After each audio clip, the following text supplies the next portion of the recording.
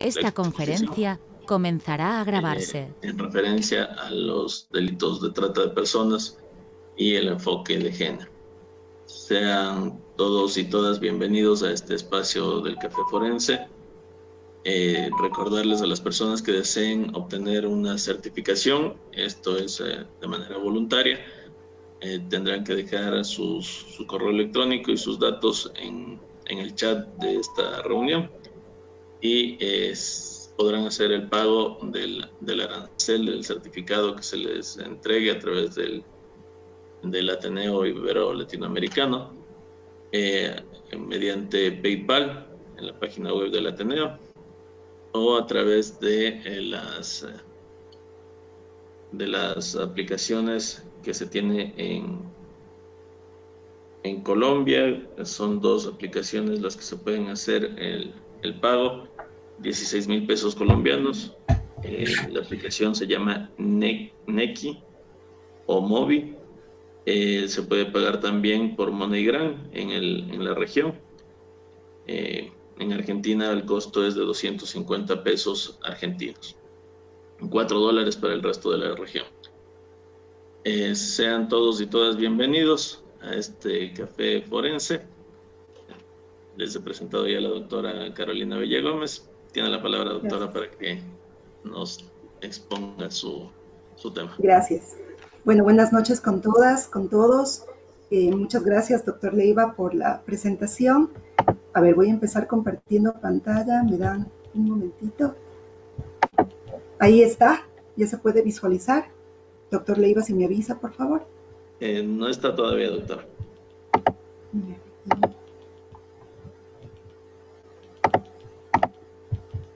Ahí me imagino. Ahí estamos. Sí, ahí está. Ya, perfecto. Bien.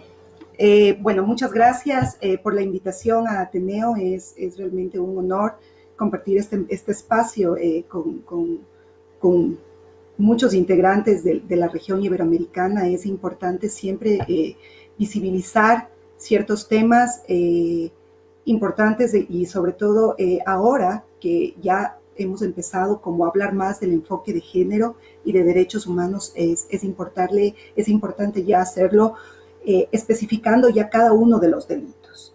En esta tarde-noche, voy a hablar básicamente de un delito que yo lo investigué para mi maestría en investigación, el delito de la trata de personas con fines de explotación sexual, porque es un delito básicamente que está invisibilizado.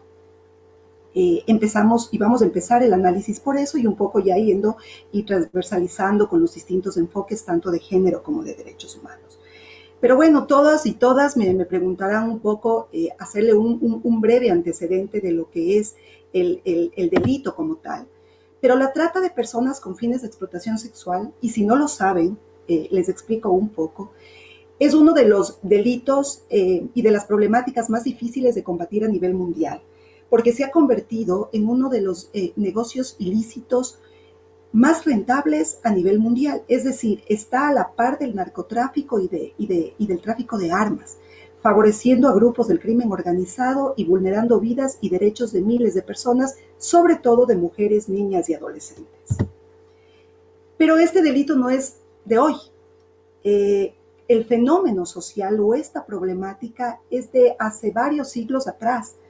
La trata de personas o la esclavitud sexual viene desde la Edad Media. En la conquista española como tal ya existía la trata, ya existía el comercio sexual de mujeres, de niñas que eran esclavas y esclavizadas en la conquista española. Las mujeres indígenas eran comercializadas sexualmente y también efectivamente hay el tráfico de mujeres europeas y americanas. Al inicio, en el siglo XIX, toma un nombre y se lo llamaba la trata de blancas, para distinguir el tráfico de mujeres europeas y americanas a países árabes, africanos o asiáticos para servir de prostitutas. Sin embargo, ya en el siglo XX cambia el nombre, porque ya no encuentras que solamente hay un tráfico de mujeres blancas, como se decía antes, sino que ya es para todas las mujeres y se lo denomina como tal trata de personas. y en este caso específico con fines de explotación sexual es mi exposición, a pesar de que la trata de personas no solamente está dentro del ámbito de la explotación sexual como un delito sexual, sino también hay la trata laboral, que unas como son de las más comunes, la mendicidad, la prostitución y la pornografía infantil, entre otros. El Protocolo de Palermo, que viene a ser como el documento internacional más importante respecto al combate de este delito, el protocolo para prevenir y reprimir y sancionar la trata de personas, nos da un concepto extremadamente amplio de lo que es la trata. Y ya después haremos un análisis crítico también a este protocolo. Y básicamente lo que yo un poco he puesto en negrillas es cuáles son los elementos que constituyen para que se dé este delito como tal. Entonces, ¿qué te dice la definición en el Protocolo de Palermo del delito? La trata de personas entenderá la captación, el transporte, el traslado, la acogida, la recepción de personas, recurriendo a la amenaza, al uso de la fuerza u otras formas de coacción, al rapto, el fraude, al engaño, al abuso de poder o de una situación de vulnerabilidad o a la concesión o recepción de pagos o beneficios para obtener el consentimiento de una persona que tenga autoridad sobre otra, con fines de explotación. Es decir, le exploto, le esclavizo a través del engaño, de la seducción en el caso de la explotación sexual, porque también puede darse seducción, engaño, amenazas, y la utilizo y la exploto para un fin netamente económico a beneficio de él o de un tercero. Y es extenso, podemos seguir leyendo y te dice, el consentimiento dado por la víctima de la trata de personas a toda forma de explotación que se tenga la intención de realizar descrita en el apartado A del presente artículo no se tendrá en cuenta cuando se haya recurrido a cualquiera de los medios enunciados en dicho apartado. Es decir, si la víctima consensúa voluntariamente, pero se pueden determinar los elementos arriba descritos como la captación, el transporte, el traslado, la amenaza, el uso de la fuerza, la coacción, es un delito de trata. Y hay elementos como tal. Adicionalmente te dice la captación, el transporte, el traslado, la acogida o la recepción de un niño o niñas con fines de explotación sexual se considera trata de personas incluso cuando no se recurra a ninguno de los medios enunciados. Y eso ya lo vamos a ver después, es justamente por el interés superior del niño. Haciéndolo de manera general como una síntesis, el contexto de la trata de personas, y esto es un informe que nos dieron, el informe global de la Oficina de Naciones Unidas contra la Droga y el Delito del año 2018, nos indica lo siguiente. Quiero un poco poner en contexto cómo está el delito a nivel, sobre todo sudamericano, porque esta es una información tanto a nivel mundial, pero sobre todo en Sudamérica. Y te dice lo siguiente. ¿Y por qué? Porque como estamos hablando del enfoque de género, es necesario puntualizar y evidenciar a quién afecta más. Si afecta más a mujeres, si afecta más a hombres, si afecta más a niñas, más a mujeres adolescentes. ¿Y qué te dice el informe? El 72% de las víctimas detectadas en el año 2018 en todo el mundo son del género femenino. Entonces ya encontramos una clara particularidad. El 72% son víctimas mujeres. El 49% de los casos son mujeres adultas y el 23% son niñas, lo que representa un incremento en relación con el informe del 2016. Aquí hay dos temas. No solo afecta el delito de trata de personas con fines de explotación sexual a mujeres adultas, sino también a mujeres adolescentes y niñas. Y de lo que podemos entender en este informe, hay un aumento en el delito, es decir, no parece que hay efectividad en las políticas que realizan los países para combatir y erradicar el delito, pues los índices son mayores que el 2016. Adicionalmente, el informe manifiesta que la gran mayoría de víctimas son para fines de explotación sexual. Tenemos una serie dentro de la trata de personas existen una serie de delitos, como les dije anteriormente, la trata de personas laboral, mendicidad, pornografía infantil, pero básicamente la explotación sexual como tal es la que más alto índice tiene de infracciones y de denuncias, y por lo tanto hay que tomar atención en lo que pasa respecto a todo este fenómeno social.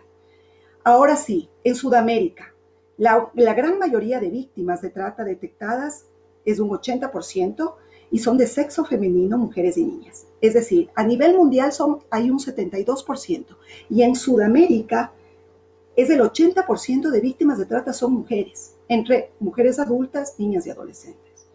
Las mujeres adultas constituyen por un poco una mayoría general de las víctimas detectadas, mientras que las niñas representan una proporción significativa, 31%. Las niñas son detectadas con mucha más frecuencia que los niños. Es decir, es un delito, como ustedes lo ven en los datos estadísticos, que afectan más a mujeres. Y bien, este es un punto, y para ya empezar en materia, una vez que ya sabemos un poco el contexto de la trata, sabemos de que es un negocio de los más rentables a nivel mundial, de los negocios ilícitos, igual que el narcotráfico o el tráfico de armas. Sabemos de que la trata de personas como tal ha existido durante todos los tiempos, con distintos matices, con distintas características, pero se mantiene. Es decir, el comercio sexual de mujeres se mantiene a lo largo de la historia. No se lo ha podido erradicar, ha cambiado de características, de particularidades, de especificidades, pero se mantiene. Entonces, por lo tanto, hay que hacernos una pregunta. ¿Por qué se mantiene? ¿Es acaso que está invisibilizado? ¿Es acaso que se está naturalizando ciertas conductas? ¿Se lo confunde con otros fenómenos sociales como la prostitución? Y eso justamente es parte del análisis que hay que hacer en el delito para empezar con el enfoque de género.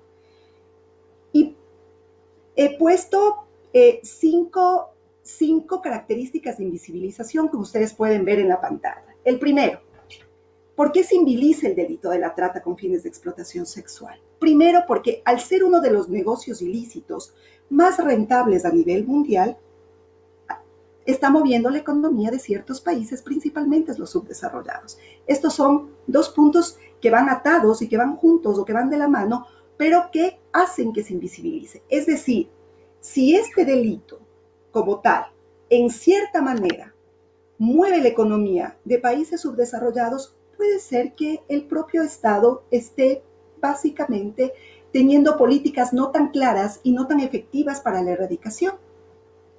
Otro de los puntos que se habla respecto a que está invisibilizado es que se lo confunde con otros fenómenos sociales, sobre todo con la prostitución y el tráfico de migrantes.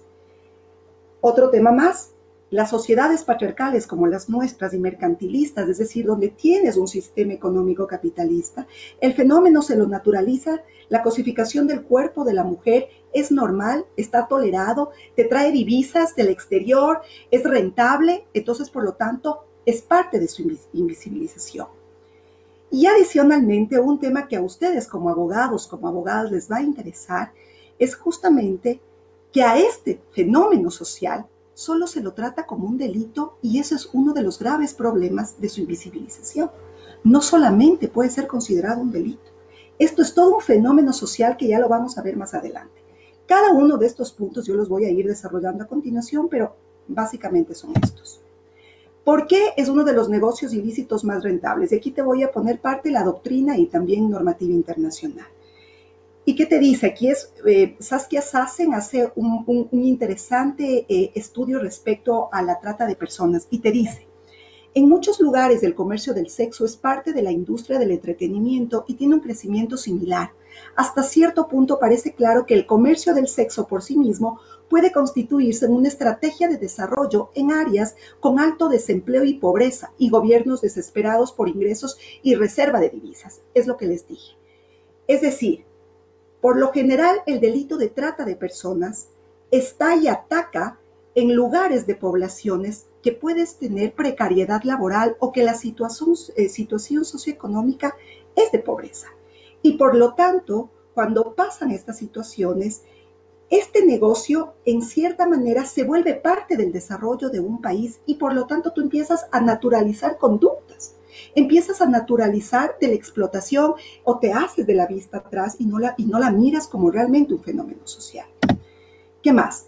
La desigualdad social, así como las mínimas oportunidades laborales en ciudades pequeñas o en el campo, La violencia en sus hogares, pobreza, el imaginario de ser parte de sociedades desarrolladas de Occidente, en donde mejorarían su calidad de vida, son algunas de las razones por las cuales las mujeres deciden salir de su casa o entorno y caer más fácilmente en redes del crimen organizado. ¿A qué me refiero con esto? Las mujeres que prácticamente son más vulnerables para caer en redes delictivas es justamente porque están huyendo posiblemente de entornos de violencia, entornos de abandono, entornos de abuso, entornos donde tienes precariedad laboral, en donde existe desigualdad social, donde hay pobreza. Y como nos han dado y nos pone en el imaginario que del campo a la ciudad o de países subdesarrollados a países desarrollados la vida es mejor, tú decides migrar y puedes caer fácilmente en redes del crimen organizado y efectivamente en la trata de personas. Esos son de los dos puntos porque se lo invisibiliza, pero hay un punto tercero y es justamente que se lo está confundiendo con otros fenómenos sociales. Y el que más relación que tiene que analizarse es el de la prostitución. Voy a dejarles básicamente y voy a darles muy brevemente dos definiciones de lo que es la prostitución y la trata de personas. La prostitución, según Kate Miller, es una feminista de Estados Unidos. Ella te dice lo siguiente: la prostitución es una modalidad de explotación sexual, ejercida mediante una actividad histórica y organizada basada en roles sexuales, a cambio de un pago inmediato en dinero o bienes que son apropiados en parte por las víctimas de la explotación y frecuentemente también por terceros organizados en torno a esa explotación. En cambio, ¿qué es la trata? Práctica humana inaceptable, al igual que las desaparecidas instituciones de la esclavitud, consiste en el control absoluto de los seres humanos, de sus cuerpos como seres biológicos y sociales, para explotarlos económicamente. Es decir, la explotación sexual, la explotación con fines sexuales y la prostitución tienen muchas semejanzas. Más que diferencias, tienen semejanzas. Sin embargo, aquí ya adentrándonos en el tema, la prostitución, al no estar penada por la ley y al tener ciertos derechos laborales, las mujeres que ejercen, pensamos que la trata y la prostitución son otras situaciones y no vemos lo grave que es la prostitución y la explotación al confundirlas, pues tienen puntos en común, temas que se semejan. Y eso es importante analizar. Por eso es importante que ustedes como abogados y como abogadas o como operadores de justicia, si es el caso, cuando tienen contextos de trata o contextos de prostitución, ustedes analicen de forma integral, con el enfoque de género y de derechos humanos. Es necesario hacerlo. Ambos fenómenos sociales tienen puntos en común a ser tomados en cuenta por el Estado al momento de combatirlos. Inclusive, el sistema de justicia tiene la obligación de conocer profundamente las implicaciones de estas problemáticas sociales, sus causas y sus efectos. Es decir, tienen que ser analizados con dos enfoques, con el enfoque de derechos humanos y con el de género. Principalmente, al momento que los operadores de justicia investiguen y también los abogados que patrocinan o que tienen víctimas de trata, ellos tienen que mirarlos con el enfoque de género, porque muchas veces se puede confundir de fenómenos sociales, pero efectivamente se está dando una explotación sexual. Y por lo tanto, los operadores de justicia tienen la responsabilidad de resolver el delito y no permitir vulneraciones a los derechos de las víctimas y tampoco obstaculizar la garantía al acceso a la justicia y a la tutela judicial efectiva. ¿A qué me refiero con esto? En los temas que yo he investigado y que hemos investigado con compañeros y compañeras, en el tema de trata de personas, es interesante analizar cuando las víctimas denuncian o cuando a las mamás de las víctimas desaparecidas denuncian, muchas veces el sistema de justicia te obstaculiza. Muchas veces te empieza a cuestionar si efectivamente, es decir, preguntas íntimas de la víctima, pero con quién salía, cuántos novios tiene, dónde trabajaba, trabaja en un centro de diversión, pero si es así, toma mucho. Entonces te empiezan a obstaculizar porque el análisis está realizado por los estereotipos de género y no por otros análisis. Y eso ya lo vamos a complementar más adelante. Y adicionalmente, otro de los puntos que invisibilizan este delito es justamente que solo se lo mira como un delito. y no como un fenómeno social. El Estado se ha volcado a la realización de acciones concretas desde el ámbito legal, infracción que está debidamente tipificada en los códigos penales, me imagino, de todos los países de la región iberoamericana, así como en el Protocolo de Palermo. Pero es un instrumento de aplicación de ley, no de derechos humanos, y ahí viene el problema y el análisis crítico al Protocolo de Palermo. Es decir, prevalece la perspectiva criminalística sobre el desplazamiento de las personas. Es decir, cuando solo lo veo, y nuevamente me regreso, cuando solo analizo un tema, es decir, sancionar a los tratantes, sancionar al agresor y que las víctimas regresen a los lugares de donde salieron, no estoy combatiendo el delito. Primero, ¿por qué? Porque ¿dónde les estoy regresando a las víctimas? A los lugares donde ellas fueron violentadas, a los lugares donde ellas huyeron, lugares donde fueron abusadas, violentadas, donde hubo desigualdad social. No puedo regresarles a esos entornos porque muy fácilmente ellas van a caer nuevamente en redes delictivas. Es decir, estoy haciendo un círculo del delito, no lo estoy eliminando.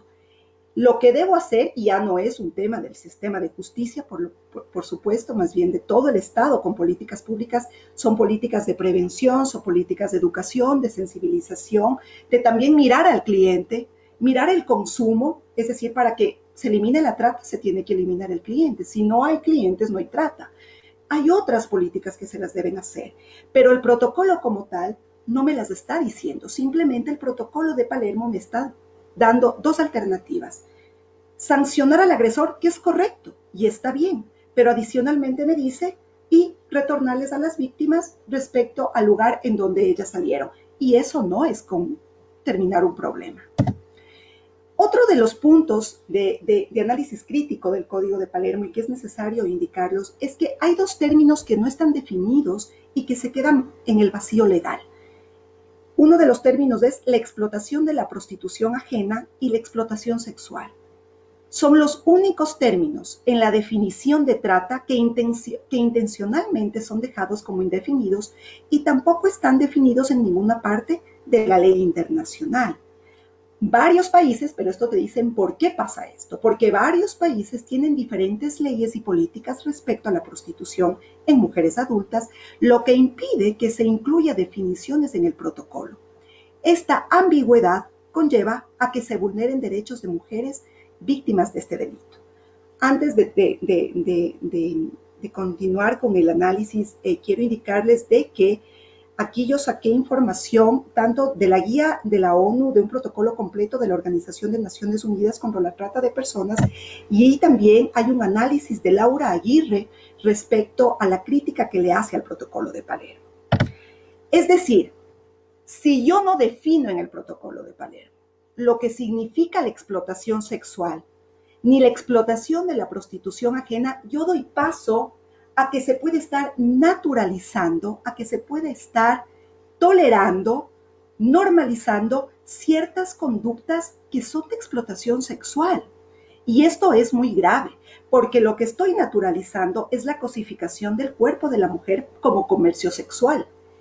Y esto por eso es los problemas que no puedes eliminar y que el aumento del delito continúa. Por eso es necesario que tú hagas y que en algún momento lo plantearemos y en todas los informes de CEDAW y grupos de mujeres lo han hecho y activistas en derechos humanos también, es justamente que este protocolo como tal tiene que ser reformado porque también tiene que tener distintas miradas. Yo debo tener distintas miradas de la violencia estructural. Yo debo saber por qué las mujeres están huyendo. Yo debo entender cuál es la situación de ellas. Es necesario plantearse la prostitución desde otro ámbito, ya no solamente que no está penada por la ley. Es decir, y esto un poco saliéndome en otro análisis que tuvimos con unos abogados respecto al tema de trata, conversábamos y analizábamos de que cuando tú eres niña, cuando las mujeres son niñas, tu proyecto de vida en ningún momento va a ser el ser prostituta. Tú tienes miles de proyectos de vida. Tienes proyectos de vida de ser doctora, de ser médica, de ser abogada, de ser bailarina, de ser arquitecta, de ser ingeniera, de ser constructora, de ser bombera, de ser policía. Pero no tienes como un proyecto de vida ser prostituta. prostituta. Es decir, las condiciones y la violencia estructural, las condiciones estructurales de una sociedad hacen que consecuencia tú puedas básicamente dedicarte después a la prostitución porque muy posiblemente fuiste abusada en tu niñez por gente de tu entorno, porque tuviste abusos, porque justamente te engañó un novio que te llevó y te sedujo y te infiltró en el mundo de la trata, porque tu primera vez pudo haber sido una prostitución forzada y después, cuando ya tienes una autoestima por los suelos, efectivamente decides continuar con la prostitución. Pero lo que queremos llegar a entender es que la prostitución en realidad es una explotación sexual. Y esto hay que analizarlo, por eso es importante que se vean desde otras miradas, desde otras visiones, con ese enfoque de género, con el enfoque de derechos humanos, para ver cómo se van vulnerando los derechos de las víctimas, de las mujeres, cuando confundes y simplemente naturalizas explotación dentro también del sistema de justicia. Adicionalmente te dice, la norma tiene como objetivo castigar y sancionar a los tratantes, que no está mal, es correcto. Es parte también de la reparación, es parte del proceso penal. Pero las mujeres víctimas de redes criminales, regresarles a su lugar de origen. Este es el problema. Porque ¿a dónde les regreso? Como les dije anteriormente, a lugares de entornos de violencia, a sus casas en donde fueron abusadas, donde fueron humilladas, donde fueron abandonadas, para que ellas nuevamente vuelvan y sean presa fácil del caer en el delito de trata. Entonces, por lo tanto, no hay un análisis integral y amplio de las razones por las cuales dichas mujeres cayeron en redes delictivas. Muy probablemente retornan a lugares de violencia o contextos con una clara precariedad laboral, sin que tengan oportunidades de mejorar su calidad de vida. En tal virtud, el propio Estado estaría incurriendo en violaciones a derechos humanos de las víctimas, pues las está regresando a espacios que posiblemente las mujeres huyeron por múltiples razones y eventualmente pueden caer nuevamente en redes de trata. Y ahora sí, vamos, una vez que hemos visto el antecedente de la trata, lo que significa la trata, el contexto de la trata con datos estadísticos y los puntos más importantes de su invisibilización, ahora sí es importante tratar de ver la trata desde otros enfoques, desde otras miradas. Y vamos a hacerlo a través de dos enfoques, el enfoque de género y el enfoque de derechos humanos. Y a través de estos vamos a ver principios básicos que están en la normativa internacional y que ustedes como abogados tienen que tenerlos presentes en todo momento. Bien, ¿por qué la trata de personas tengo que primero enfocarme y hacerlo con una perspectiva de género? Y efectivamente debo hacerlo porque, como lo vimos ya a través de los datos estadísticos, la trata de personas con fines de explotación sexual es un problema que afecta más a mujeres que a hombres, más a niñas que a niños, ya que por la condición de ser mujer se la considera un objeto sexual, una mercancía de compra y venta, donde el hombre es su dueño y ellas pierden por completo la facultad de decidir por sí mismas. Es decir, si el problema de la trata de personas afecta más a mujeres, si dentro de las sociedades patriarcales las mujeres están siendo comercializadas, tengo que verlo desde una perspectiva de género, porque es un problema que afecta más a mujeres. La trata de personas con fines de explotación sexual, entonces, por lo tanto, es una violencia de género. Por supuesto que sí, como muchas otras violencias que sufren las mujeres. Pero la trata de personas con fines de explotación sexual es violencia de género. Y ustedes se preguntarán qué es la violencia de género. Y ha sido definida como todo acto de violencia que tenga o pueda tener como resultado un daño o sufrimiento físico, sexual o psicológico que afecte a esta, inclusive las amenazas de tales actos, la coacción o la privación arbitraria de la libertad, tanto si se produce en la vida pública como en la privada. Es decir, ahora nosotros ya hemos avanzado hasta más, se habla de violencia política, violencia económica, violencia patrimonial, es decir, eso es violencia de género. Y específicamente, si la explotación sexual es uno de los delitos más graves, ya que me vulneran varios derechos adicionales como la dignidad, mi libertad, mi dignidad humana, es necesario saber de que esta es una violencia de género. Y el sistema de justicia tiene que estar y tiene que entender de esta problemática.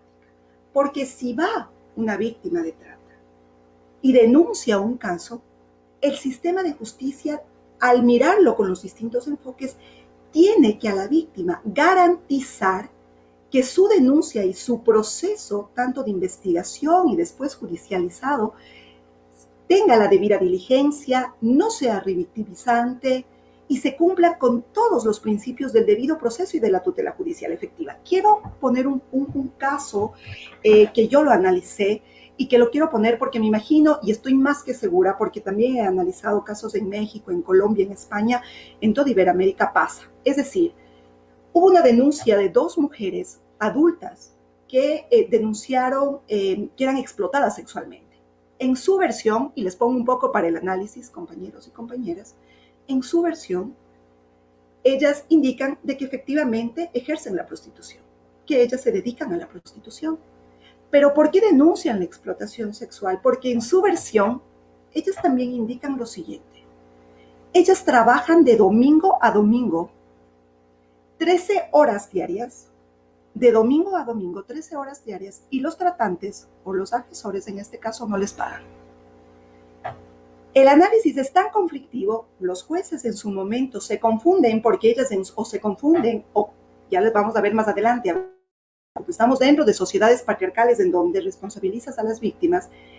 En este caso, los jueces lo que hacen es hay un sobreseimiento a favor de los agresores porque dicen, no, las mujeres ejercen la prostitución y por lo tanto, este es un problema netamente de deudas.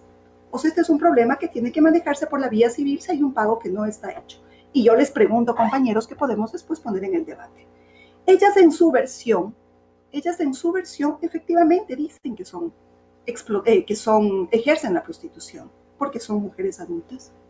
Pero también están indicando de que hay un pago y que les han engañado durante mucho tiempo y no les pagan, en donde tú estás visibilizando que están esclavizadas de domingo a domingo trabajando 13 horas diarias.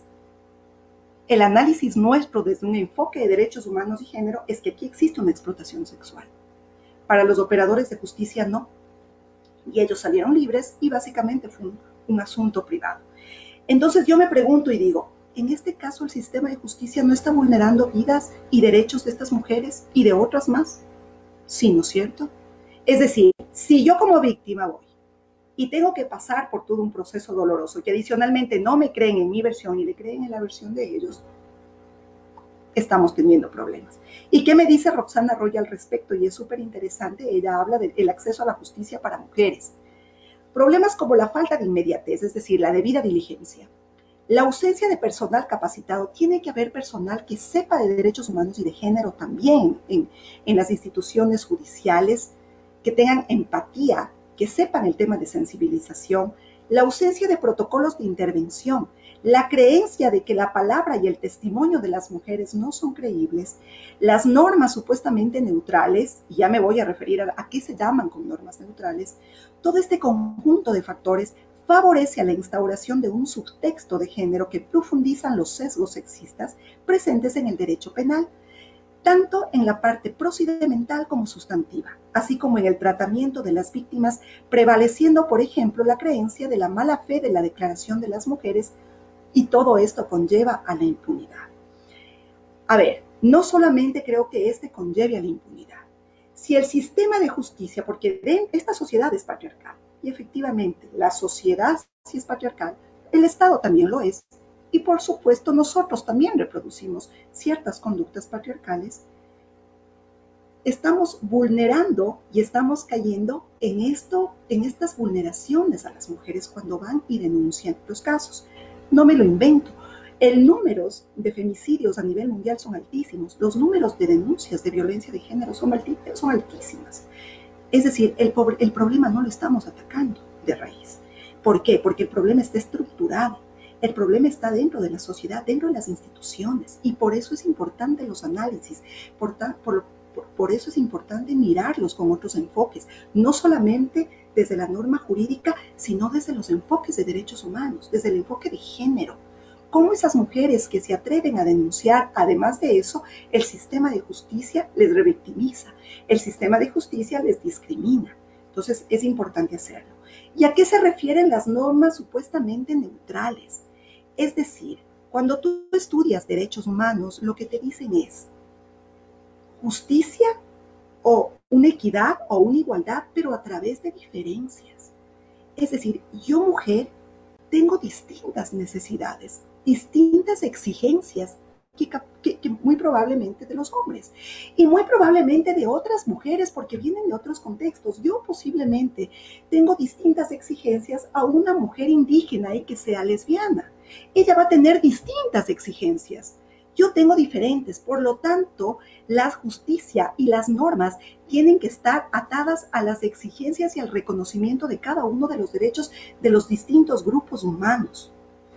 Por eso, y en las recomendaciones de la CEDAW que siempre nos han hecho, no solamente el Ecuador, sino a varios países del mundo, te lo dicen, que la justicia tiene que ser especializada para cada tema específico. No puedes tener una justicia como general. En el tema de mujeres, la justicia tiene que ser especializada. En el Ecuador, que es donde yo vivo, básicamente tenemos una justicia especializada a medias. ¿Por qué? Porque en las grandes ciudades o en las grandes ciudades con alta densidad poblacional existen unidades especializadas de violencia, hay fiscales y hay jueces, pero en las ciudades más alejadas o en las ciudades que no tienen tanta densidad poblacional, hay la figura, no lo sé cómo sea en Iberoamérica o en otros países, se utiliza la figura de los jueces multicompetentes, que lo miran todo. Y ahí puede ser un error, porque no tienes una especificidad. No es lo mismo atender casos distintos cuando tienes casos de violencia de género, porque tienes un contexto que tienes que conocer. Tienes que conocer los enfoques, las violencias estructurales, las violencias culturales que tienen el tema de las mujeres en general. Y otras de las feministas que a mí me gusta mucho leerlas porque es muy fácil la lectura y les recomiendo es Alda Facio. Muy probablemente muchos y muchas de ustedes lo han hecho. ¿Ella qué te dice? Si el acceso a la justicia es un servicio público que debe brindar el Estado a través de su poder judicial, uno de los principios que debe regir este servicio es el de ser adaptable a los cambios que se producen en la sociedad. La sociedad es muy cambiante. Ahora las luchas de las mujeres ya no es por lo que se pedía en el siglo XX o en el siglo XIX, ahora estamos pidiendo otros derechos. Pero si no se hace un diagnóstico de esa realidad desde una perspectiva de género, no se podrán detectar todos los cambios que se han producido en la misma y por lo tanto el servicio será defectuoso. Es decir, yo tengo que estar a la par y tengo que saber exactamente cómo reconocer, cómo evidenciar, cómo garantizar esos derechos de las mujeres víctimas, cómo dejar de cosificar su cuerpo, cómo dejar de culpabilizarles, por qué tengo que hacerles preguntas de su intimidad, por qué cuando van a denunciar las mujeres y en su contexto, no solamente en trata, sino en violencia de género, por qué yo tengo que averiguarles cuántos novios tuvo, cómo estuvo vestida, cuánto tomó en la fiesta, cómo era su vida antes, ¿por qué? ¿Por qué le tengo que dar esa carga probatoria a la víctima y no al agresor? Ahí es cuando yo tengo que hacerlo con la perspectiva de género, porque estoy responsabilizando a la víctima, ojo. Y bien, ahora vamos a empezar ya con los principios, también dentro del género. Y es importante ver que es un principio universal de la igualdad y no discriminación. Es decir, ¿por qué yo hablo de la igualdad y no discriminación? Porque quieras o no, las mujeres estamos en desventaja en muchos aspectos. Las mujeres se enfrentan, y no lo digo, estoy hablando justamente de los entornos en donde pasa la trata, en donde son entornos de mucha desigualdad y precariedad laboral, desigualdad social, entornos de pobreza, de abandono, donde tienes varios fenómenos y problemáticas sociales graves de combatir. Entonces, ¿qué te dice? Las mujeres se enfrentan a una desigualdad que comienza desde el nacimiento, aún antes.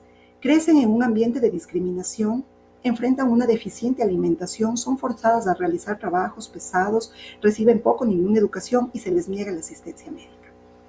Es decir, yo necesito hablar del principio de igualdad y no discriminación porque es importante que nosotros como abogados, como abogadas, como operadores de justicia, empezamos a reconocer. Una vez que yo reconozco derechos, yo debo reconocer, respetarlos y garantizarlos. Reconocerlos, respetarlos y garantizarlos. Es decir, les pongo un ejemplo y me voy de largo, pero esto solo lo voy a dejar así como para que ustedes analicen. Yo debo tener un reconocimiento y aceptación y garantía de los derechos de mujeres, niñas y adolescentes. ¿Qué pasa con la explotación sexual y la trata de personas de mujeres trans? Eso es un tema que ni siquiera lo hablamos.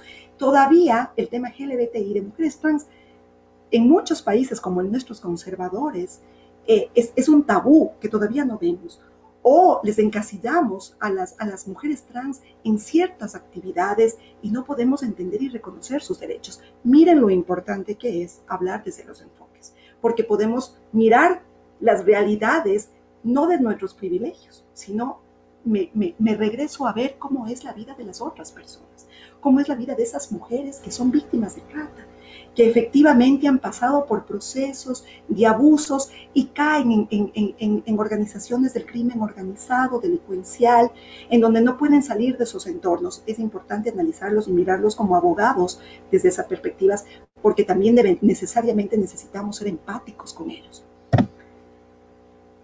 Adicionalmente, el principio de igualdad y no discriminación está dentro de la Convención sobre la Eliminación de todas las formas contra la mujer, y básicamente te dice el artículo 1. A los efectos de la presente convención, la expresión de discriminación contra la mujer denotará toda la distinción, exclusión o restricción basada en el sexo que tenga por objeto o resultado menoscabar o anular el reconocimiento, goce o ejercicio por la mujer independientemente de su estado civil, sobre la base de la igualdad del hombre y la mujer, de los derechos humanos y las libertades fundamentales en las esferas políticas, económica, social, cultural y civil o en cualquier otra esfera. Así también, la Convención Interamericana, Belén do Pará, te habla sobre la igualdad y no discriminación y te dice en su artículo 7, literal A, abstenerse de cualquier acción o práctica de violencia contra la mujer y velar porque las autoridades, sus funcionarios, personal y agentes de instituciones se conformen de conformidad con esta obligación. Es necesario, en este caso que nos compete a nosotros, que la función judicial y todos quienes somos parte, tanto abogados, funcionarios judiciales, operadores de justicia, entendamos de que si yo vulnero derechos de las mujeres, si yo las revictimizo, si yo las responsabilizo, si yo no miro a las realidades de ellas o el delito de la trata y siento que, o simplemente analizo y digo de que es una prostitución y no veo que hay entornos de explotación sexual, estoy vulnerando derechos humanos. Y hay otro de los principios importantísimos en el análisis del delito de trata, porque efectivamente no solo afecta, y las víctimas no solamente son mujeres adultas, sino también son niñas y niños y adolescentes, sobre todo niñas. Esta explotación sexual no solamente la sufren las mujeres adultas, sino también, y en gran número, niñas, niños y adolescentes. El Estado tiene la obligación de velar por el bienestar físico, psicológico, social y económico e inclusive legal de este grupo humano. Y más aún, si una niña, niño o adolescente haya sido víctima de explotación sexual, los funcionarios de la policía, como los judiciales, deben brindar una mayor atención, cuidado, protección, primando el bienestar de este grupo, incluso protegerlos durante todo el proceso judicial. Tomo una parte de la sentencia de, si no mal no recuerdo, es el caso, el caso de González y otros de México. ¿Y qué te dice respecto a esta sentencia de Corte Interamericana? ¿Qué te dice respecto al interés superior del niño? Los niños y las niñas tienen derechos especiales a los que corresponden deberes específicos por parte de la familia, la sociedad y el Estado. Además, su condición exige una protección especial que debe ser entendida como un derecho adicional y complementario a los demás derechos que la Convención reconoce a toda persona. Ellos, por su calidad de ser niños o niñas, tienen mayor atención, mayor cuidado, mayor protección y debemos velar para que el entorno sea siempre en beneficio de ese niño, de esa niña, de ese adolescente. Y quiero hablarles de un tema que muy probablemente lo conocen, pero que tengo que hacerlo porque a pesar de que lo sabemos y que lo conocemos, a veces cometemos el error de llamarlos de una manera. No solamente las sociedades nuestras son patriarcales, sino también son adultocéntricas. Y esto es un grave problema que también está atravesado en el sistema de justicia. Es decir, el testimonio de hombres adultos tiene mayor valor que el de una mujer adolescente. Y se da porque en el análisis de sentencias que yo he realizado muchas veces, cuando son mujeres y cuando son adolescentes o niñas, pierden validez. Y eso es incorrecto. ¿Qué es el adultocentrismo? ¿Qué significa esto? Es decir, cuando la figura masculina, el perfil masculino de adulto, tiene mayor validez y es como superior a otros perfiles como de personas adolescentes o niños. Los jóvenes, y aquí lo estoy tomando la fuente de Jorge Daniel Vázquez, Adultocentrismo y Juventud. ¿Qué te dicen? Los jóvenes son rebeldes por naturaleza. Los jóvenes, y esto es algo que hemos escuchado todo el tiempo, los jóvenes son inestables porque esa es su naturaleza, que identifican a los jóvenes como inmaduros, con lo cual el reconocimiento de la diferencia y más aún las posibilidades de diálogo están desde el principio anuladas debido a las distancias agigantadas que se generan entre las personas adultas y jóvenes. Es decir, y por análisis de sentencias, he visto de que el testimonio de mujeres víctimas de trata de personas básicamente a veces no son tomados en cuenta y se puede llegar a creer en el testimonio de los agresores, y esto es muy grave, la verdad. Y adicionalmente, hay términos peyorativos que aún se van utilizando. Es decir, obligatoriamente, y eso ya lo dice tanto los órganos internacionales de protección y los estándares de protección en derechos humanos, lo recalcan todo el tiempo. Los términos que se tienen que utilizar todo el tiempo son niña, niño, adolescente, mujer adulta, mujer joven. Se tiene que eliminar por completo los términos menor de edad, mayor de edad. Ya no se utilizan porque son peyorativos. Y esto lo dice la Convención sobre los Derechos del Niño, en ningún momento utiliza dicho término. En español, el término menor puede enviar un mensaje equivocado y ligeramente anticuado, pudiendo dar a entender que niñas y niños o adolescentes no tienen capacidad y o son menos que un adulto. Es importante tomar en cuenta esto. Los términos mayor y menor de edad ya no se utilizan porque son peyorativos y aquí te lo dicen. ¿Por qué? Bien, y ahora entramos al último enfoque que vamos a revisarlo, y que es el enfoque de derechos humanos. ¿Y por qué es necesario hacerlo? Primero quiero dar como una breve explicación. Joaquín Herrera te habla qué son los derechos humanos, y quiero un poco plantearlo en este conversatorio con ustedes. Los derechos humanos, y te lo dice él, después hacemos el análisis.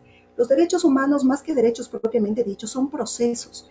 Es decir, el resultado siempre provisional de las luchas que los seres humanos ponen en práctica para poder acceder a los bienes necesarios para la vida. Por tanto, nosotros no comenzamos por los derechos, sino por los bienes exigibles para vivir. Expresión, confesión religiosa, educación, vivienda, trabajo, medio ambiente, patrimonio histórico, artístico.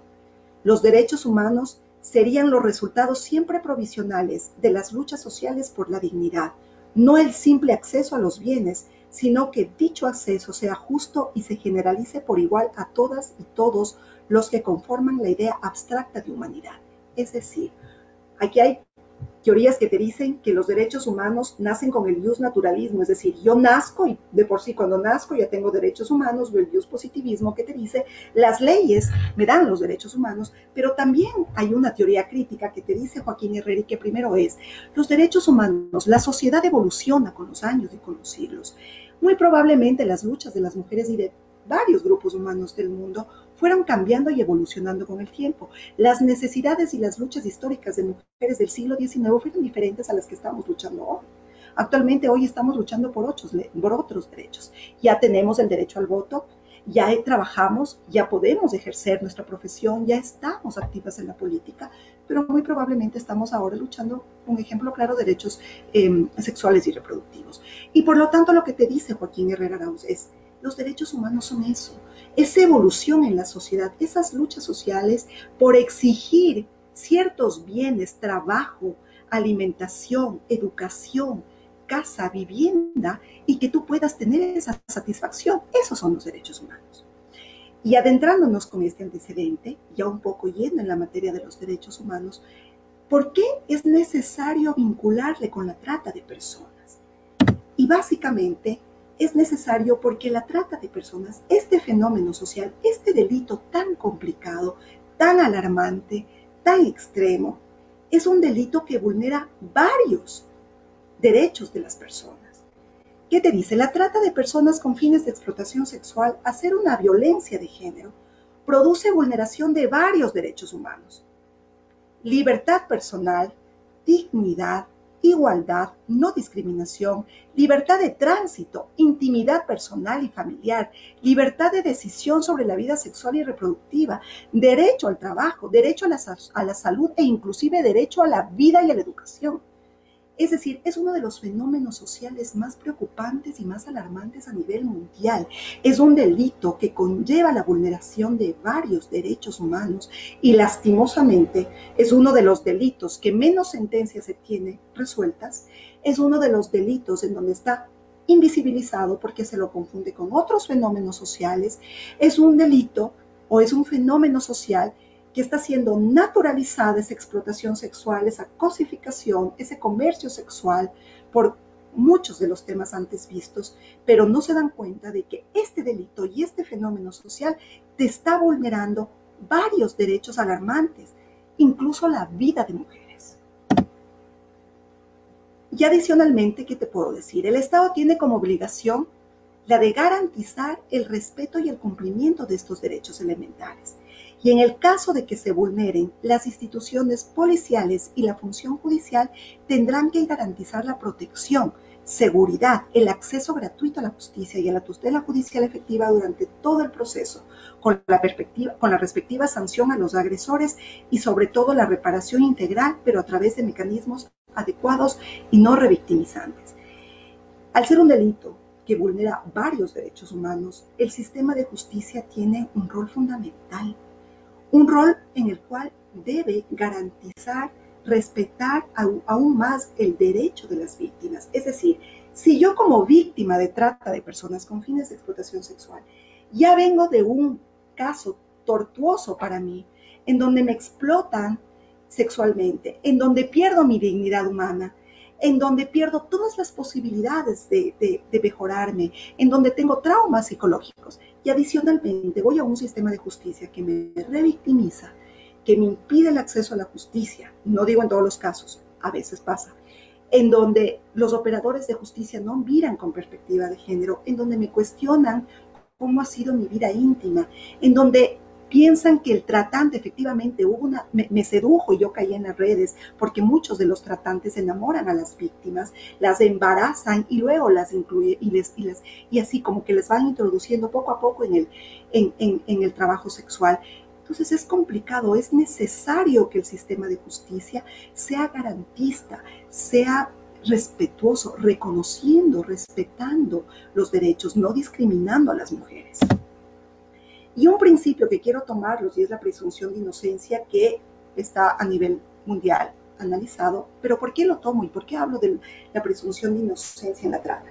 Porque de los análisis de sentencias, de los análisis de los casos, de los estudios que hemos realizado, se ha determinado de que muchas mujeres que son víctimas de tratas en los procesos penales son partes y están procesadas como cómplices, porque muchas de ellas en algún momento captaban a las víctimas. Tuve un caso en particular de dos mujeres que estuvieron privadas de su libertad durante todo el proceso penal. El proceso duró como 2 años, un poco más, yo diría 2 años y medio, y al final los jueces resuelven y dicen, no, efectivamente estas mujeres son víctimas. Ellas, en sus versiones, determinan de que fueron amenazadas por los tratantes y tenían que un poco captar a amigas o mujeres adolescentes, fueron amenazadas sus familias, pero también en sí eran explotadas sexualmente también. Y determinas eso, pero mira qué injusto y qué violentador se vuelve el sistema cuando tú les tienes a mujeres víctimas privadas de su libertad 2 años.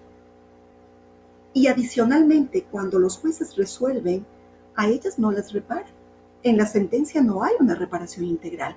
Entonces ahí tú analizas y dices, algo está pasando.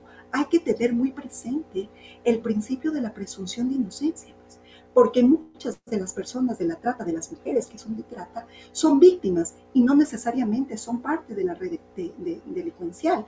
Y eso hay que tenerlo presente. Por eso es importante el análisis integral. Por eso es importante el enfoque de género y de derechos humanos cuando se analice un delito, cuando tengan en sus manos un caso del delito de trata de personas. Adicionalmente, ¿qué te dice Ana Dulce Aguilar? Ella hace un artículo de la presunción de inocencia Y te dice, funcionarios públicos exigen que la víctima demuestre su inocencia en vez de probar la conducta delictiva del agresor. La consecuencia, dichos funcionarios están atravesados por prejuicios y estereotipos de género, lo que determina que acusen a ciertas mujeres que en realidad son víctimas. Y efectivamente la presunción de inocencia también es una norma internacional y así lo dice la jurisprudencia de Corte Interamericana. El principio de la presunción de inocencia, tal y como se desprende del artículo 8.2 de la Convención Interamericana de Derechos Humanos, exige que una persona no pueda ser condenada mientras no exista prueba plena de su responsabilidad penal. Si obra contra ella prueba incompleta o insuficiente, no es procedente condenarla, sino absolverla. Y voy a terminar mi exposición con algo que me parece extremadamente importante y siempre recalcarlos en todos los tipos de delitos y en todos los procesos penales que se llevan, la reparación integral. Voy a empezar un poco de doctrina y vamos después a ir también con norma internacional y jurisprudencia, pero analizando y vinculándolo con este delito de trata de personas, con fines de explotación sexual. Carlos Martín Berenstein, ¿qué te dice de la reparación integral? La reparación se refiere a un conjunto de medidas orientadas a restituir los derechos y mejorar la situación de las víctimas, así como promover reformas políticas que impidan la repetición de las violaciones. Ayudar a las víctimas a mejorar su situación, a enfrentar las consecuencias de la violencia, reconociendo su dignidad como personas y sus derechos, y mostrar solidaridad con las víctimas y un camino para restablecer su confianza en la sociedad y las instituciones. Para las víctimas, la reparación debería ser la manifestación más tangible de los esfuerzos del Estado por remediar el daño que ha sufrido. Para el Estado, la reparación es una oportunidad de integrar a las víctimas en la sociedad, pero también de prevenir nuevas violaciones en el futuro. Martín Berenstein lo dice algo hermoso, súper lindo y hasta cierta manera muy utópico, porque la verdad es que no se cumple.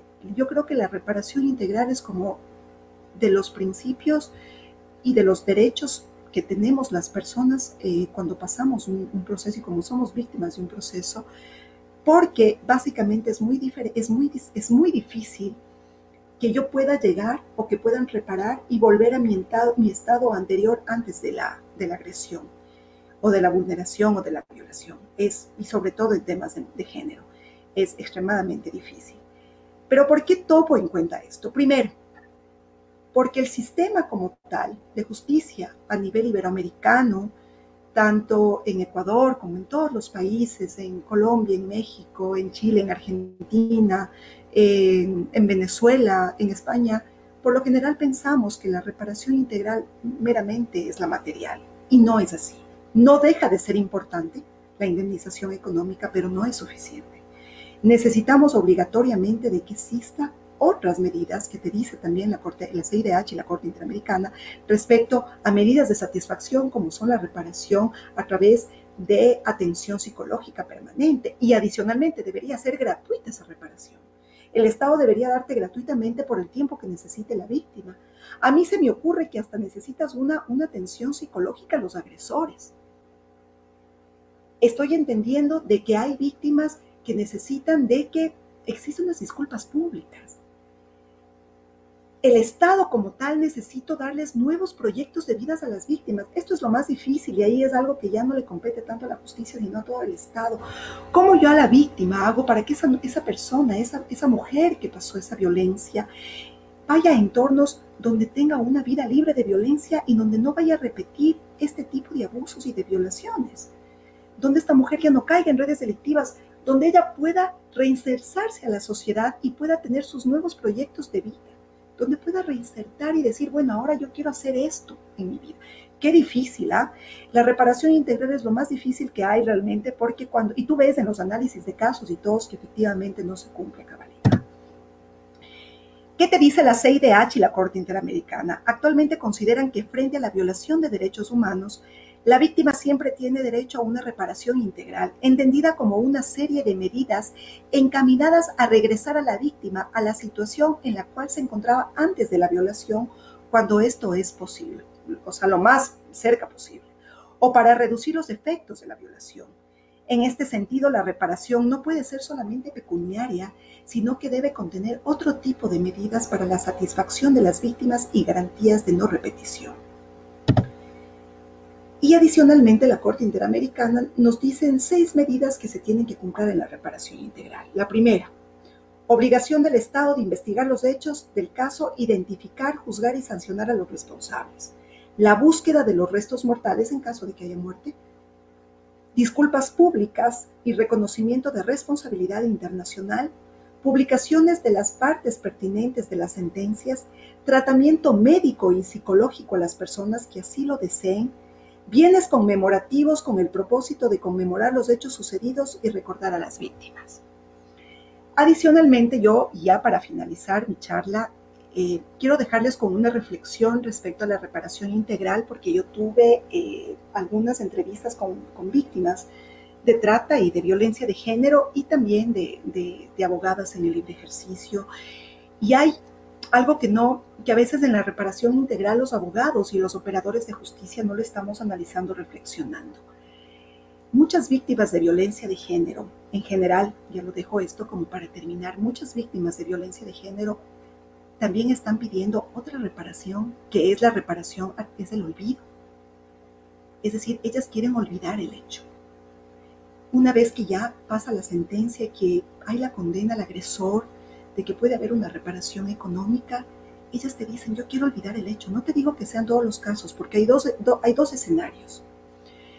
El primer escenario es que hay mujeres que han pasado por un tema de abuso, de violencia y se vuelven activistas y empiezan toda una campaña en favor de los derechos de las mujeres, que es increíble y es muy alentador, pero hay mujeres que quieren el olvido. Entonces estamos con la obligación, tanto los abogados como abogadas, operadores de justicia, de un poco consensuar y preguntarles a la víctima qué es lo que tú necesitas, cómo quieres que sea tu reparación, cómo te sientes más cómoda, cómo estás mejor. Es decir, los operadores de justicia tienen la obligación un poco de darse la vuelta y mirar a las víctimas y preguntarles. Deberían ser consensuadas esa reparación integral, porque muchas de ellas justamente te dicen, yo quiero el olvido. Y eso es algo muy válido también, porque después de un proceso tan doloroso, tener que enfrentar nuevamente muchos otros temas es complicado, y eso es un poco lo que les quiero decir. El delito de la trata de personas está latente, está ahí. Tratemos de no cosificar los cuerpos de las mujeres, ataquemos un poco el clientelismo. Creo que sin clientes no hay trata. Esas campañas me parecen un poco de poner en alerta a quienes consumen. Es interesante porque si no hay consumo no hay trata. Un poco inculcar dentro de los espacios. Creo que los derechos humanos es eso, ¿no? Es iniciar desde tu espacio, desde lo cotidiano, empezar con los derechos humanos desde mi familia, mis hijos, a mi pareja, a mi familia, a mi vecino, al peatón, si estoy en carro, al ciclista, al compañero de trabajo. Empezar un poco con ese reconocimiento, el respeto a sus derechos. Aceptarle como es, respetarle, reconocer, garantizar. Nosotros que somos abogados, abogadas, que somos operadores de justicia, que estamos dentro del sistema de justicia todo el tiempo. Eso es un poco el propósito de mirarlos con los distintos enfoques, porque si no y termino con esto, o sea, hay dos escenarios en los que si nosotros como sistema de justicia fallamos. Primero, hay una desconfianza en la justicia, no confío y no denuncio, y el segundo, escenarios de impunidad. Muchas gracias, compañeras, por el tiempo y por la exposición. Gracias, doctora. Vamos a hacer algunas preguntas para que el foro se claro, abra. Algunas inquietudes, muy interesante el tema. Yo quisiera empezar haciendo una reflexión. El hecho es integral. Como usted mismo lo ha referido, no es solo una respuesta jurídica, sino también una respuesta integral. El sistema de justicia, ¿qué debe de implementar en este sentido? En el ámbito, qué sé yo, trabajadores sociales, psicólogos, ¿cuál sería el aporte dentro del sistema de justicia para brindar mayores garantías y también brindar luces a los juzgadores, a los jueces, para que las reparaciones integrales y la valoración de la prueba sea la correcta, la adecuada. Sí, a ver, es súper interesante la pregunta, doctor. Primero que nada, el sistema de justicia como tal no solamente está conformado por los jurisdiccionales, los jueces, los fiscales, sino por una parte administrativa.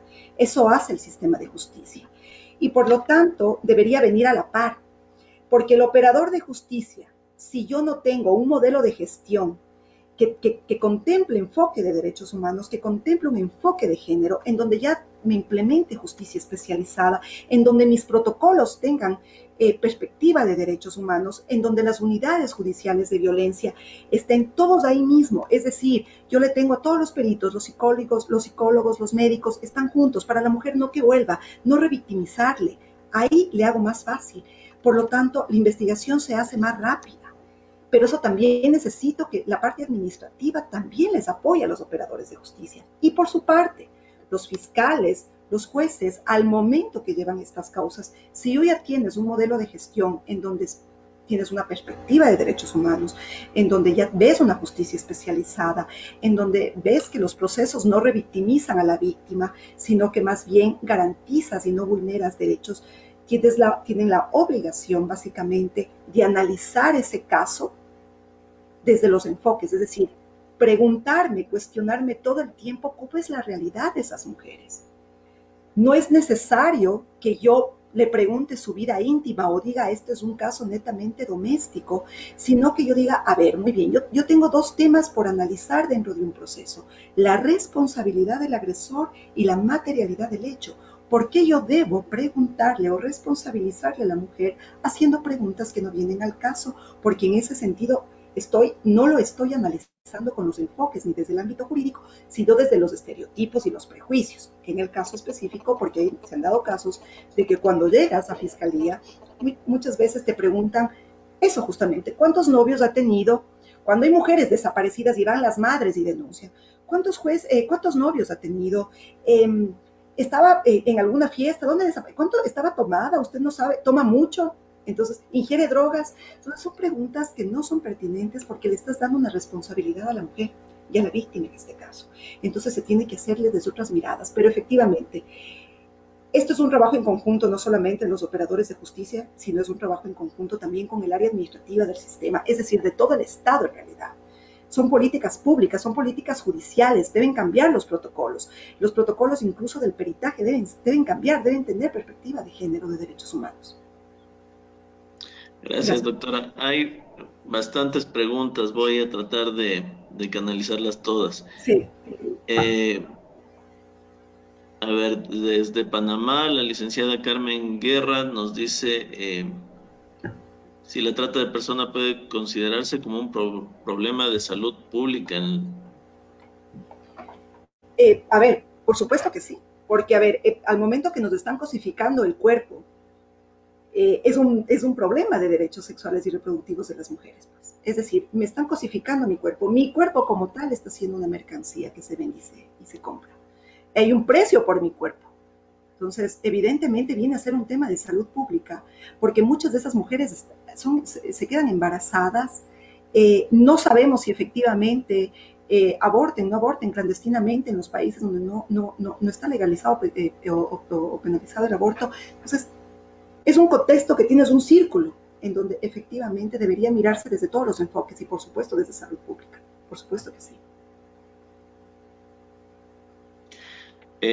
Doctora Mauricio Llanes, desde Ecuador, en cuanto a la reparación del olvido, ¿cómo llevarla a cabo? Sí, a ver, la reparación del olvido yo los dejé un poco como reflexión. Y eso es un poco porque cuando he conversado con víctimas, ellas justamente también te dicen eso. Yo a veces quiero olvidar el hecho. Y tienen toda la razón también. Porque para ellas es tan doloroso o tortuoso el tema de que a cada momento te acuerdes de algo.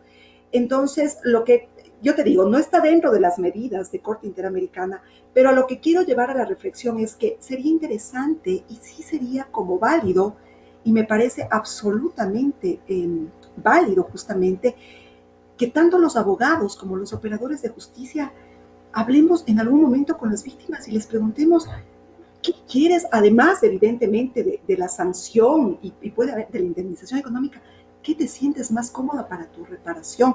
Evidentemente, dentro de tu nuevo proyecto de vida.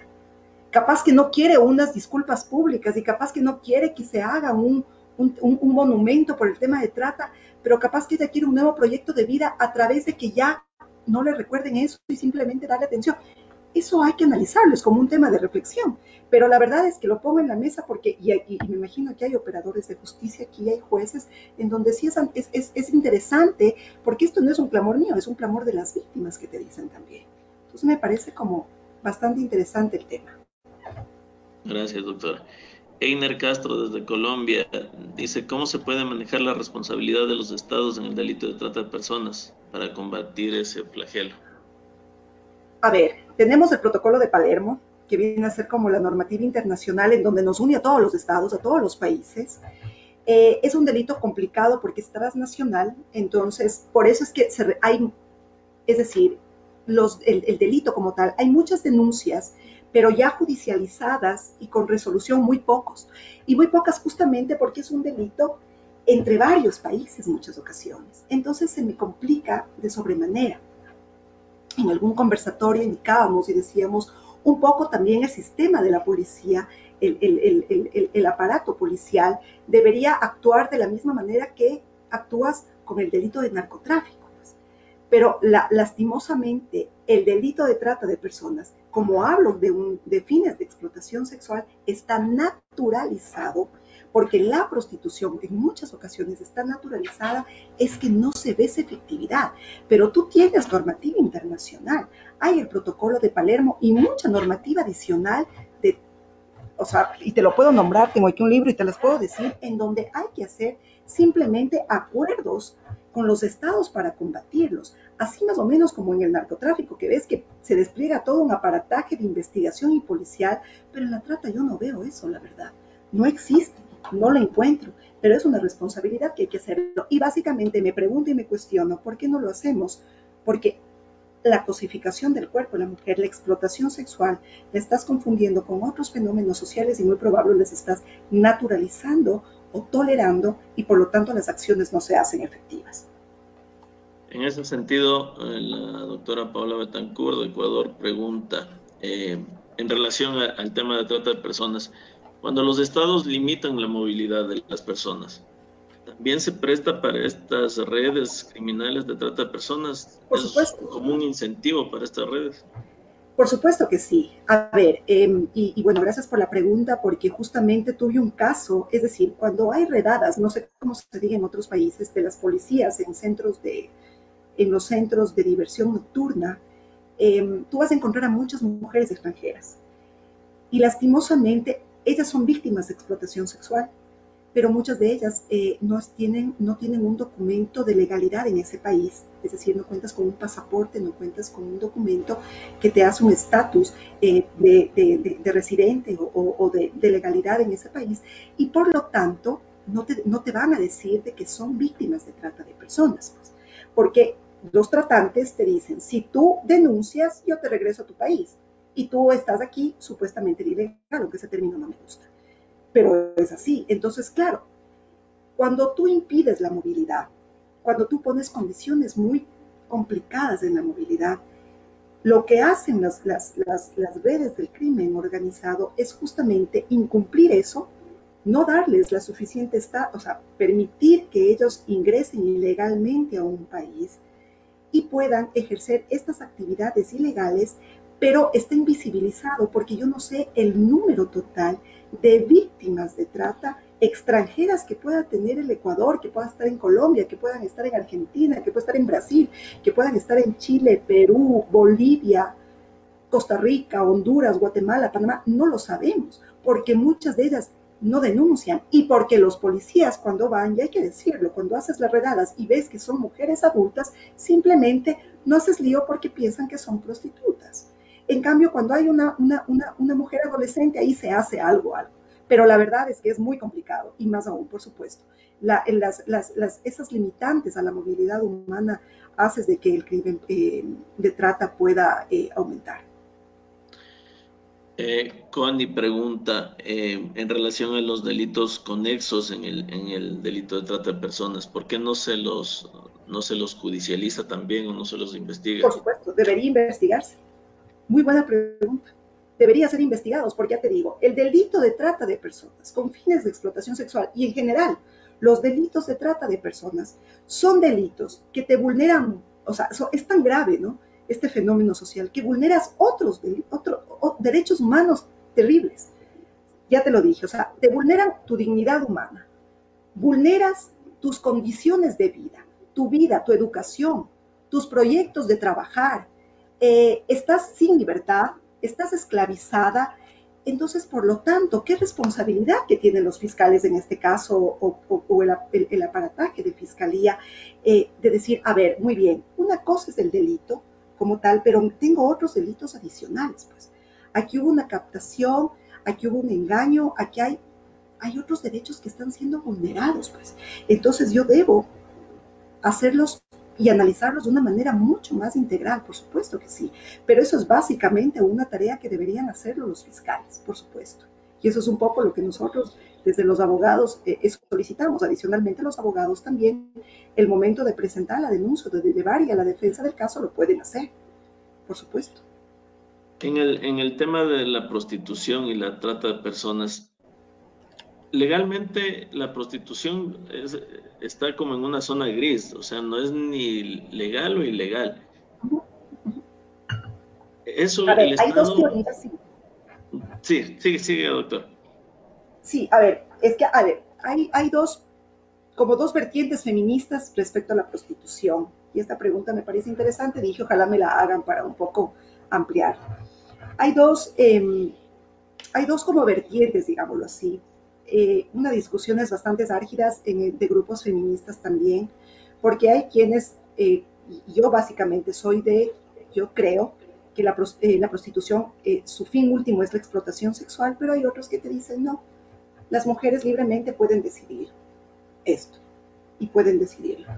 Y como les dije antes, tu proyecto de vida inicial, tu proyecto de vida inicial no es ejercer la prostitución. Pues.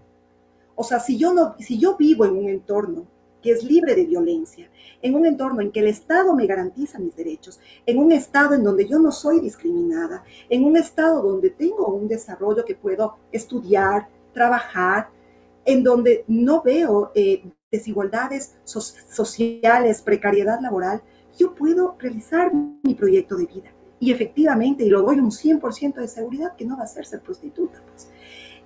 La prostitución se da por temas mucho más estructurales, porque ya vengo de un entorno, porque la sociedad como tal, o este país subdesarrollados que tenemos, tienes tantas violencias estructurales por atrás que determinas en que tu vida después, por cosas de la vida y por situaciones tan tristes de violencia, terminas ejerciendo la prostitución, pero muy probablemente al inicio fuiste explotada o tuviste una prostitución forzada.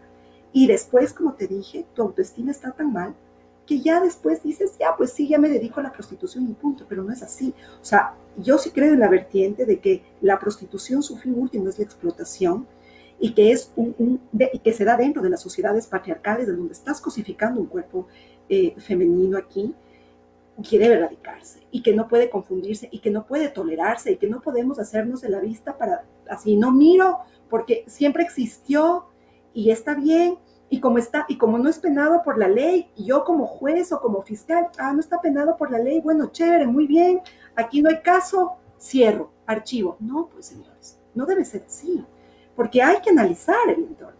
Hay que analizar lo que les puse el tema. Hay mujeres que te dicen en su versión, sí, efectivamente, yo ejerzo la prostitución, pero trabajo de domingo a domingo.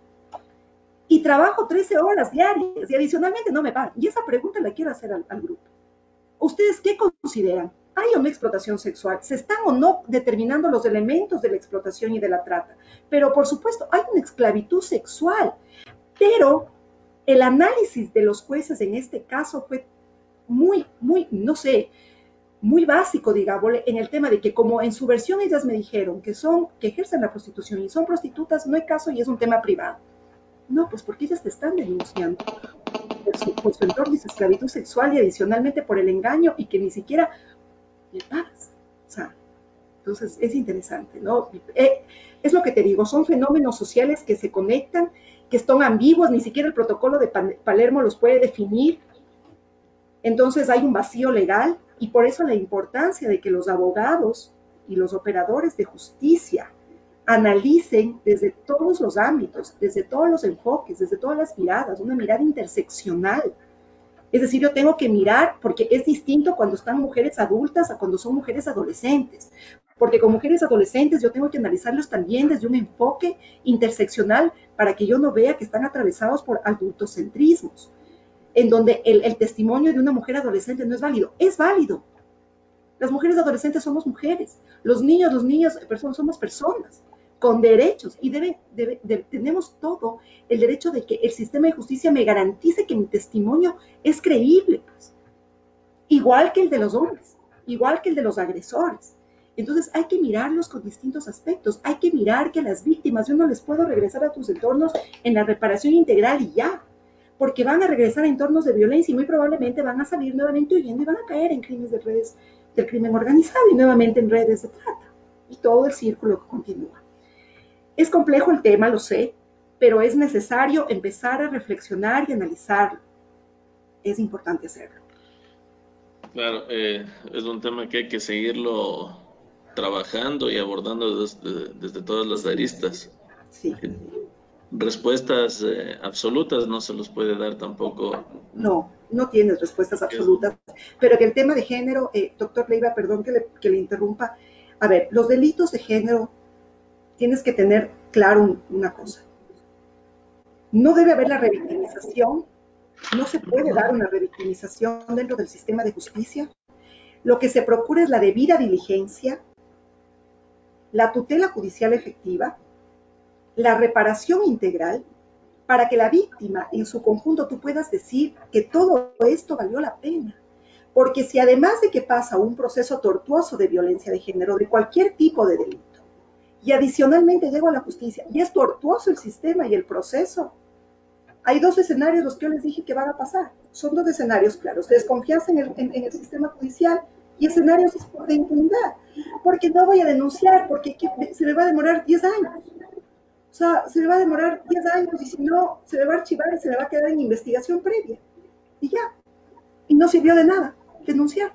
Entonces, es complicado el caso. Pero en temas de género te lo estoy diciendo. Debida diligencia. No revictimización. Empatía en la atención a la víctima. O sea, la empatía y la sensibilización es fundamental, tanto en servidores administrativos como en operadores de justicia. O sea, hay cosas que sí se pueden hacer desde ya, que se pueden cambiar desde ahora y que tenemos que hacerlo, pero lastimosamente en nuestros países de Iberoamérica a veces no pasa. Sí, porque son varios también los temas de trata que, claro, el más relevante, digamos, es el de explotación sexual, pero Sí. son un Hay montón laboral, de aristas también que complican la situación, el tema económico, el tema político, cultural, son varios enfoques que se deben analizar. Muchas gracias, doctora, por su participación. A los asistentes, las personas que deseen un certificado, el certificado es arancelado, tiene un valor de $4 en la región, 250 pesos argentinos.